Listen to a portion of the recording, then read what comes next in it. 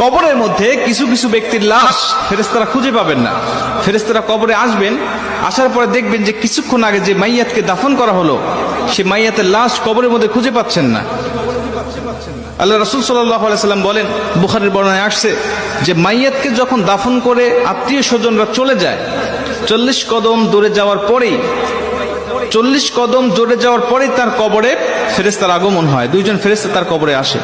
বুখারীর এক বর্ণনায় আসছে, আল্লাহ রাসূল সাল্লাল্লাহু আলাইহি সাল্লাম বলেন, আব্দু ইদা বুদিয়া ফি কবরিহি, যখন কোন বান্দাকে কবরের জগতে রাখা হয় তখন ওই বান্দাকে কবরে রেখে তার আত্মীয় স্বজন পাড়া প্রতিবেশীরা যখন চলে যায়, জুতার আওয়াজ এখনো শোনা যাচ্ছে কবর থেকে, তখনও ওই ফেরেশতারা তার কবরের মধ্যে উপস্থিত হয়ে যায়। ঠিক তখনই যখন কবরের মধ্যে ফেরেশতারা উপস্থিত হয়ে যায়, উপস্থিত হওয়ার পরে কিছু কিছু কবরে এসে দেখবেন যে কবরের মধ্যে লাশ খুঁজে পাওয়া যাচ্ছে না। ফেরেশতারা ডাক দিয়ে বলবেন, কি ব্যাপার?